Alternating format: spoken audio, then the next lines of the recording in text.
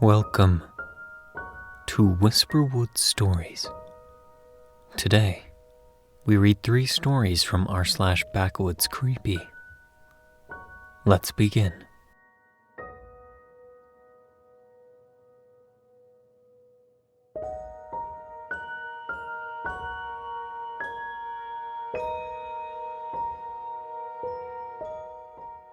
Our first story is by SacredTelevision. The Road. So I used to live near an infamous road. It's a thin road with no street lines. There's only a few houses at the end, and is lined with thick woods. There were no street lights. We heard scary stories like ghosts being spotted in the woods, weird beasts, creepy vibes, and a penny thrown off a small bridge coming back to you. My boyfriend and I decided to drive down it one night in his car. It was a small stick-shift car. The road had several pull-offs where you could park and sit. We pulled off at the first one and took some footage of the woods.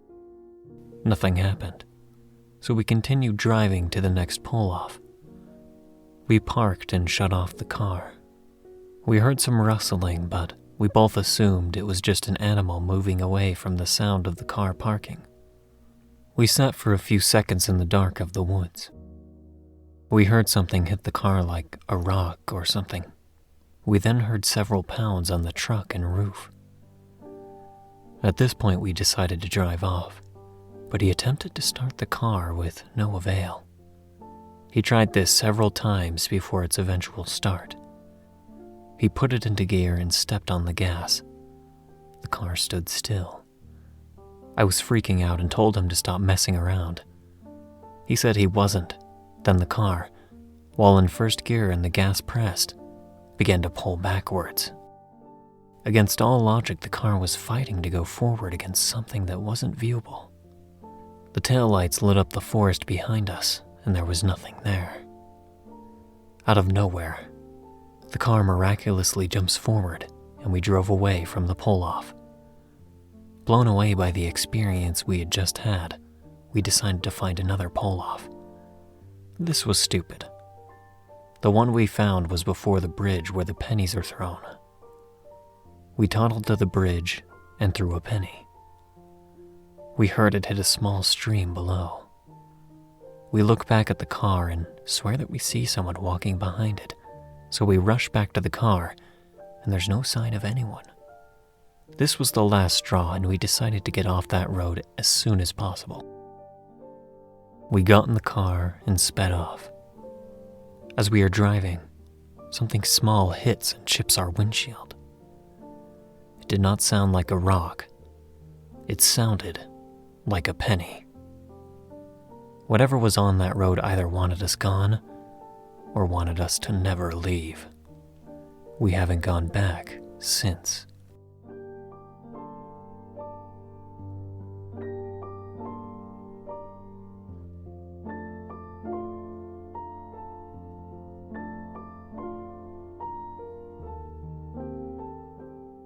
Our second story is from Successful Bee.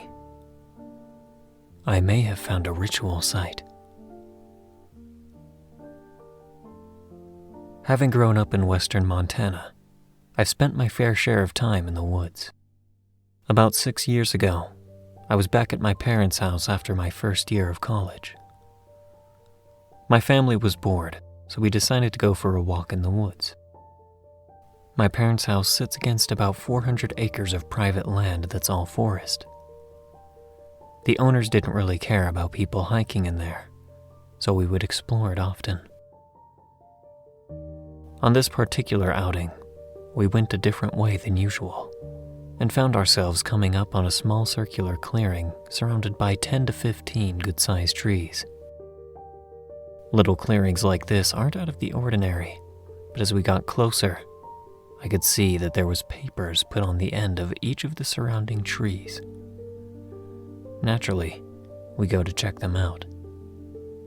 As I approached, they appeared to be wanted persons posters. So I assumed that someone had just been having a bit of target practice. When we actually got close to the trees, though, I could see that there were no holes or punctures in the posters, and that they were actually missing persons posters. Each poster was a totally different person, and they were fairly degraded, as if they had been there for maybe a week or so, but still easy to make out. Not totally creeped out yet. We kept milling about until we found 2 trash bags completely full of similar posters, all different people, and the remains of a small fire in the center of the clearing. At this point, I think everyone's spider sense was tingling, so we just wordlessly left. My sister told me later that day that she lifted the poster on one of the trees, and there was what appeared to be a crude picture of a snake eating its own tail drawn on the back of it. I didn't see this, so I can't confirm. I've gone and checked out the area a handful of times since, but haven't found anything. That's it. Maybe I'm just a baby who got creeped out for no reason, but I've never come up with a good reason as to why someone would set something like that up in the middle of the woods, or why they'd have all of those posters. My best guess is some weird or amateur ritual. Thanks for listening.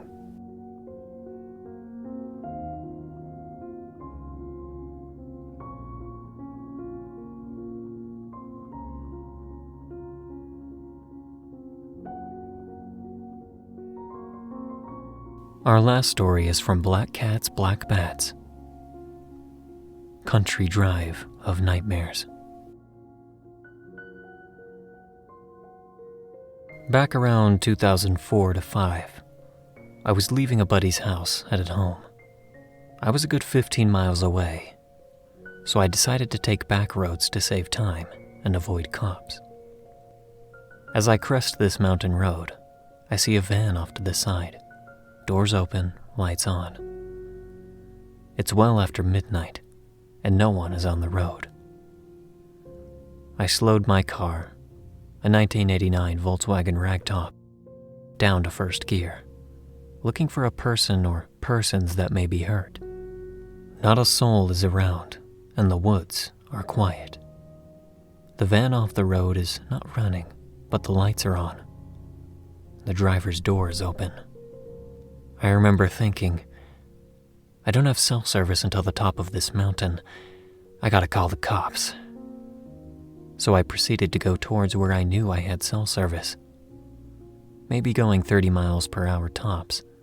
I knew this situation was weird, but then it got worse.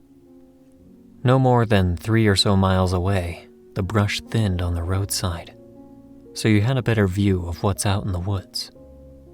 I see movement, so I let off the gas, thinking that I don't want to paste a deer.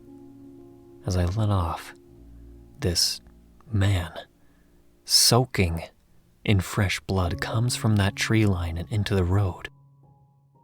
He's so covered in gore, I couldn't tell that it was a man at first. He stumbled out in front of the car and waved me down. I was in my ragtop, top down of course. He was yelling and grabbing at my door. I dropped into first and took off. Another mile or so and I had cell service and I called the cops. That dude was obviously hurt, and his grab for my door scared me. There was a wide space on the mountain where I agreed to wait for the cops. They were there in under 10 minutes. While I waited, I put the top up and locked the doors. An officer took my statement, and he looked over my car with a torch. The guy from the woods left a bloody smear down my door. Another officer found the van, but couldn't locate the guy who came out of the woods. The cops let me go home and said they'd call me if they needed anything further. Within a few days, I did get a call, and they asked if I could describe the man. They never found him that night, and as far as I know, they never did. Apparently, the van was stolen, and the cops surmised that this guy banged himself up and took off in panic. As far as I know, they never did track him down. To To this day, I keep a lookout for a bloody man running out of the woods. This experience has stuck with me.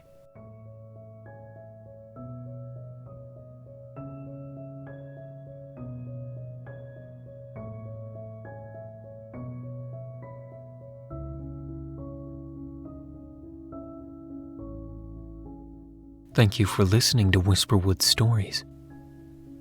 If you enjoyed, don't forget to comment, like, and subscribe down below. Do you have a story that you'd like me to read here?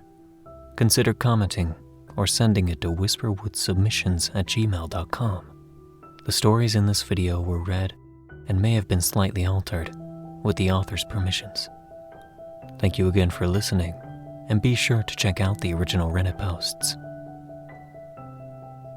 Don't let the shadows get too close.